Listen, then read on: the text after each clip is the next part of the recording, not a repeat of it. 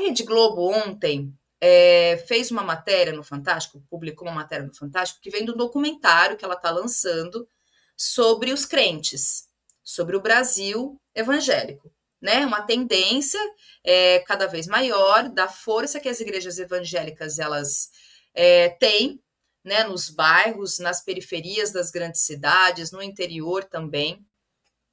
E eles são o segmento religioso que mais cresceu no Brasil nos últimos 30 anos. E a maioria dessas igrejas, dessas congregações, elas são pequenas igrejas de bairro, e elas. E esse é o ponto importante que a gente precisa discutir isso fartamente, inclusive, tá? Porque elas cumprem um papel social e, portanto, cultural, artístico, e tudo que vem ali no entorno disso. Por que eu estou falando isso? Na reportagem de ontem, inclusive, eu vi algumas igrejas, algumas entrevistas de alguns pastores, pastoras, igrejas e tal, e que dentro da igreja tinha curso de teatro, biblioteca. A gente não estava falando de literatura aqui, então. Biblioteca, curso de teatro, curso profissionalizante, enfim, as crianças lá que fazem oficinas e etc. dentro da igreja. E aí, olha só, tem uma pesquisa de 2019 que foi publicada que diz que há em torno de 110 mil igrejas evangélicas em todos os estados do Brasil e no Distrito Federal, com CNPJ, igrejas registradas. Isso que tem as igrejas que não são necessariamente registradas. Quem aqui certamente já deve ter visto, com certeza, aquela igreja que é aberta na garagem da casa da pessoa. Eu já vi várias, tem muito, inclusive, né? Então, essa é uma realidade mesmo que está presente nas cidades brasileiras. Aonde a gente vai ver que tem muita igreja evangélica, muita. Bom, e aí, coloquei essa foto para ilustrar um pouco disso que eu estou falando, por quê? Porque há, de fato, uma articulação, novamente, não é nova, do presidente Lula para poder associar algumas ações do governo tentando construir um diálogo com os evangélicos, que visam um pouco no discurso de valorização da família, e tudo isso para poder reduzir a rejeição dessa massa de evangélicos, né?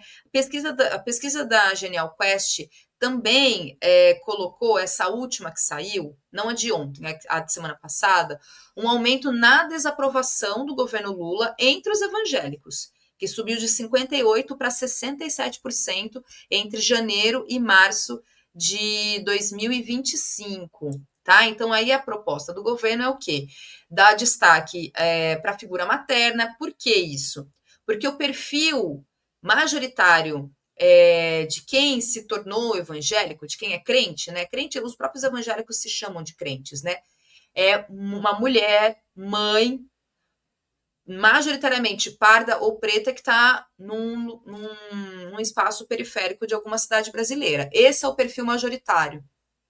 Né? Mulheres, então, que muitas delas, inclusive, tornam-se líderes de igreja, que desempenham justamente esse papel social ali, né? Não só na igreja, como no bairro como um todo, como ali dentro daquele território que ela está inserida.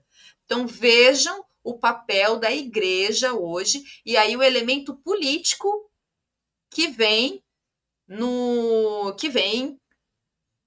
bojo disso, né? E aí a gente sabe que tem toda uma questão de pensamento ideológico, pensamento conservador, sobre as questões de orientação de gênero, sobre, enfim, os elementos culturais e que muitos estão associados à igreja, essa demonização da igreja, aliás, das esquerdas, da esquerda, demonização dos comunistas, do próprio PT, etc., que vem muito por parte dessas lideranças e que tem como uma ideia do inimigo a ser combatido, né? A esquerda, o PT, os comunistas, enfim, aí vira tudo uma coisa só, né? Porque tem gente que acha que o Lula é comunista, por exemplo, os comunistas ficam putíssimos quando ficam falando, inclusive, que o Lula é comunista. O Lula nunca quis ser, inclusive, comunista, né?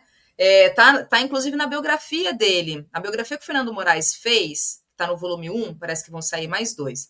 Mas tem um episódio, porque o irmão, acho que é o irmão mais velho do presidente Lula, ele era do Partidão. Eu acho que era do Partidão. Eu tenho quase certeza que era do Partidão.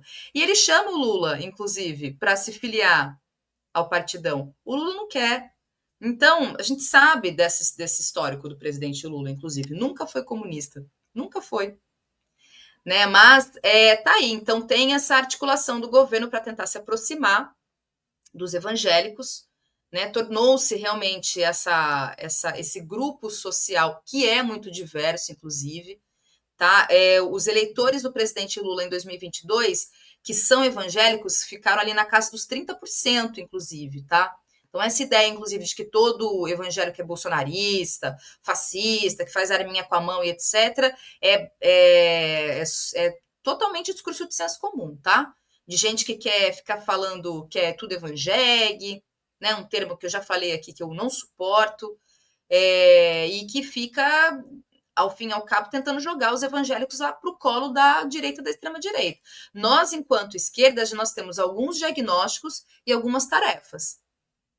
Acho que esse entendimento, inclusive, desse crescimento das igrejas evangélicas e o papel que ela está cumprindo nas periferias, sobretudo nas periferias, né? É algo que a gente precisa olhar enquanto diagnóstico e tarefa.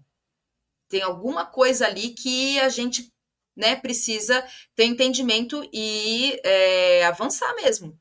Né? Em que sentido? Do entendimento de que a classe trabalhadora, que também é evangélica, e que a gente precisa conquistar ela. Ou melhor dizendo, não conquistar, mas ela precisa se conectar com as nossas pautas. O entendimento de que nós, sim, de fato, defendemos os interesses, independente da religião, sabe? Talvez possa ser um caminho, né? O caminho de uma compreensão da laicidade do Estado, por exemplo. Enfim, é difícil, tá, gente? Inclusive, a conversa é complexa.